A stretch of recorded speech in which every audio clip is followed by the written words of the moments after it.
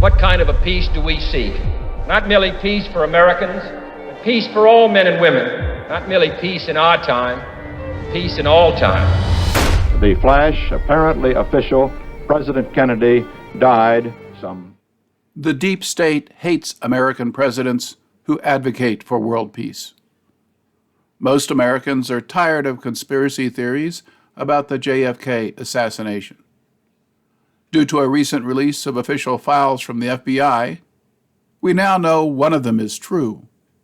We don't know which, but we now know that Lee Harvey Oswald worked for the CIA.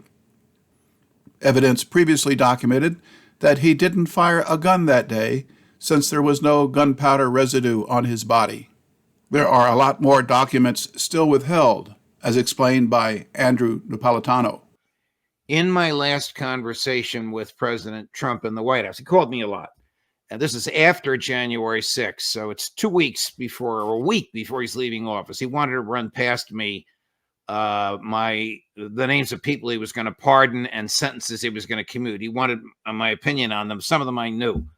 I said, "How you doing?" He said, "Not too well." And he went off into a tangent about what he thought happened with the election. I said, "You made a promise to the public many times and to me privately that you haven't kept." What? I'll take care of it right now. I said, "You promised you would release the records of the JFK assassination."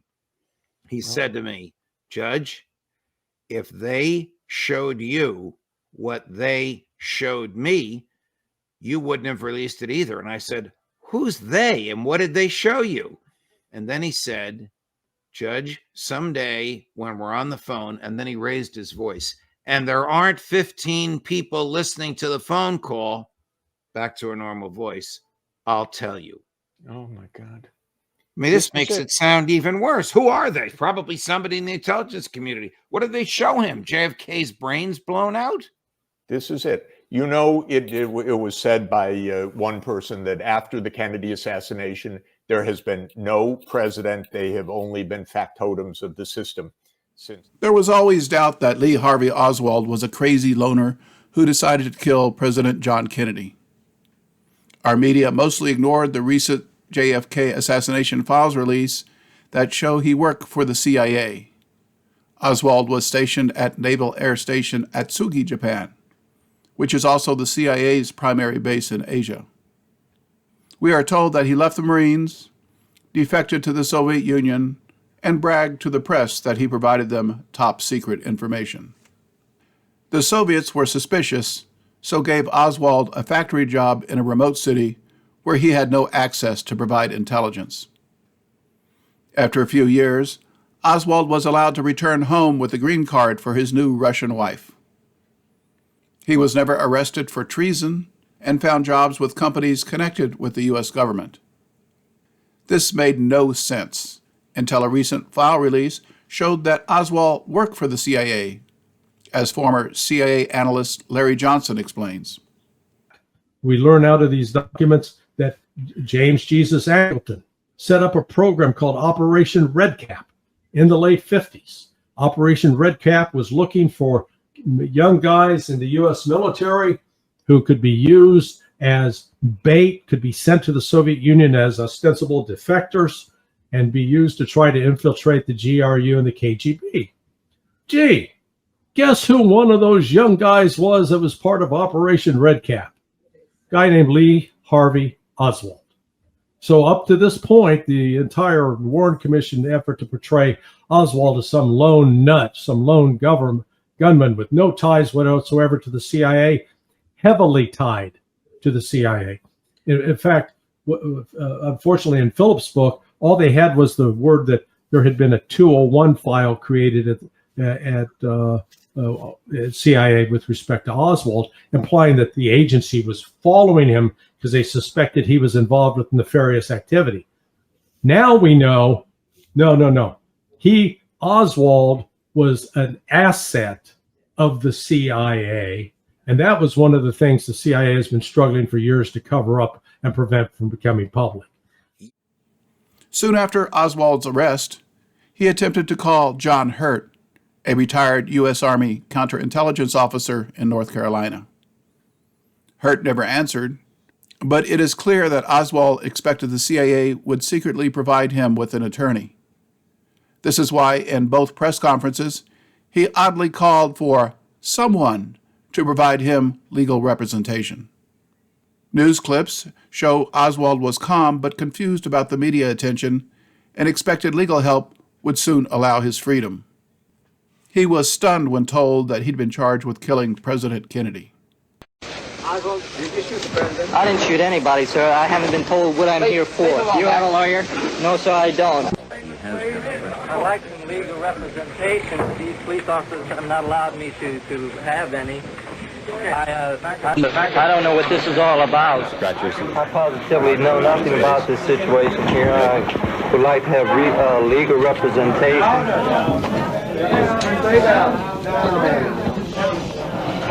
Well, I was questioned by a judge. However, I protested at that time that I was not allowed legal representation.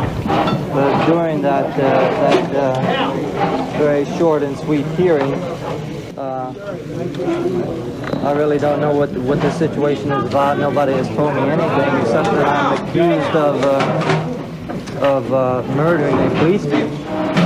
I know nothing more than that, and I do request someone to come forward to give me a legal assistance.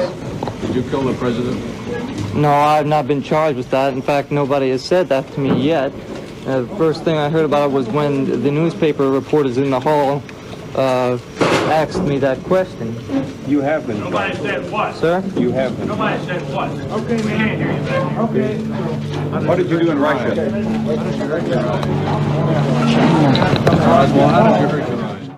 Oswald realized that he was set up as a patsy for the assassination because of his previous CIA work in the Soviet Union and New Orleans, established him as a Marxist who supported Fidel Castro's communism.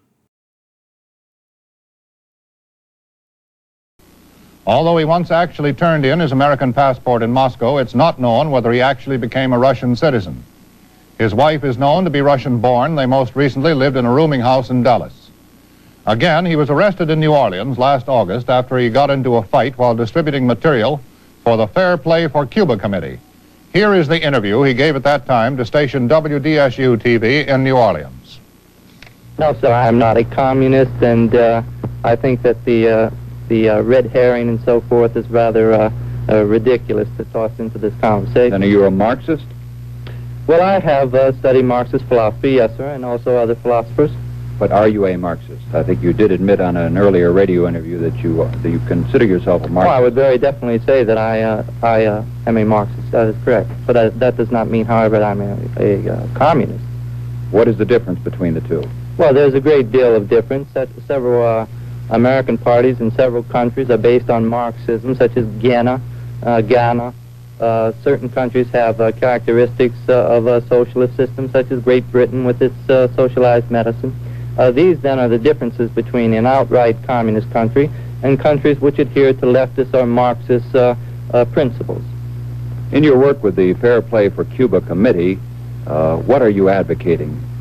We advocate restoration of diplomatic, trade, and tourist relations with Cuba. I killed the president. No, sir, I didn't. People keep asking me that.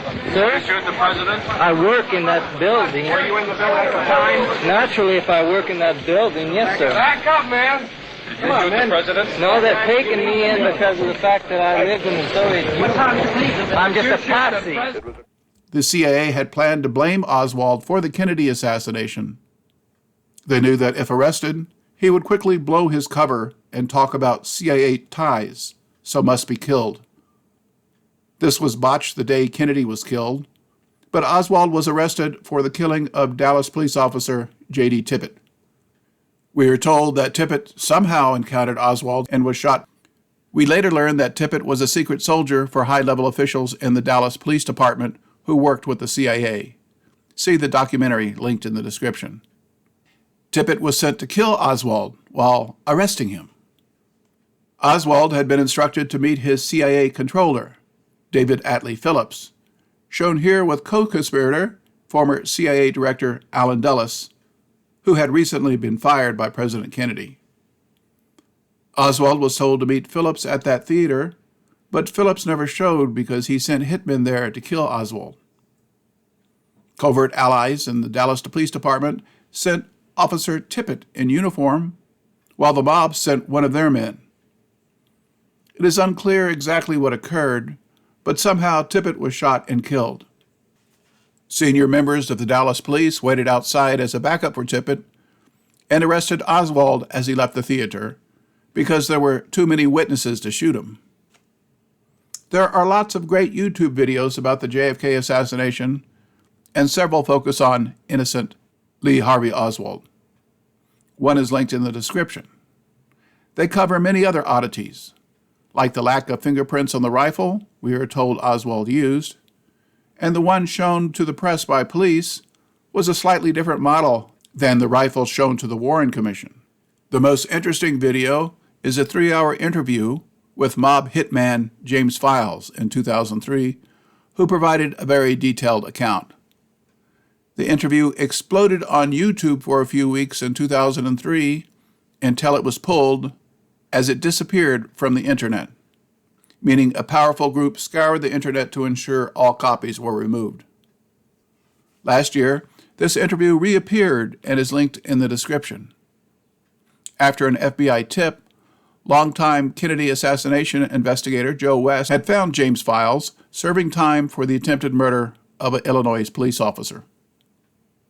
Files was reluctant to talk, but West persisted and established a relationship with a man with first-hand knowledge of the world of organized crime, government covert operations, and key people involved in the planning and carrying out of the assassination of the president. It's a very convincing account, since Files uses the correct CIA, special ops, and mob lingo, and doesn't claim to know everything. He had worked with Oswald on other CIA operations, as they both reported to the CIA's David Atlee Phillips. Files said Oswald knew nothing about the plot to kill Kennedy, but was sent to assist him after he arrived in Dallas from Chicago. You say you were shocked to see him, but did you know Lee Harvey Oswald? I had known Lee Harvey Oswald prior to that, yes. How'd you know him? I knew him from earlier operation that we was on with David Phillips when I was running semi-automatic 45 caliber submachine guns down to Clinton, Louisiana. They were made, I think they were manufactured by Knoxville Arms. They were not the old Thompson. They looked like a Thompson submachine gun, but they were not Thompsons. They were only semi-automatic. And they were very cheaply made. And how did you meet Lee Harvey Oswald? Who introduced I met Lee Harvey Oswald through David Atlee Phillips. When I got down there, he introduced me to Lee. Was it your understanding that Phillips was also Oswald's CIA contact? I learned that when I was down there. That is the first time he introduced me to Lee Harvey Oswald, and he also instructed me that Lee could be trusted and that he was Lee's controller. Made that as a statement. He made it as a statement because I wanted to know who he was dealing with and who I was giving weapons to. I need you to make a statement that I was introduced by Phillips, and who was my CIA handler, and I was told that he was Oswald's. We didn't call them handlers back then. We called them controllers. Okay. Okay. David Atlee Phillips, he introduced me to Lee Harvey Oswald. And upon doing this, he also explained to me that he was Lee Harvey Oswald's controller, the same as he was mine. That he was always in contact with Lee Harvey Oswald. So that's how you know that that's where the word came for Oswald to come meet you in Dallas. So that, through common sense, tells me the only one that could have sent Lee Harvey Oswald to me was David Atlee Phillips. And when I opened the door and Oswald was there, I was kind of shocked to see him because I didn't know that he knew I was there. And so I asked Lee, I says, "What the hell are you doing here?" Because I was shocked, you know. He said, "I was advised to drop by and spend some time with you and see if I could help you out." I said, "Help me out?" He said, "Yes." He says, "Somebody wants me to show you the area."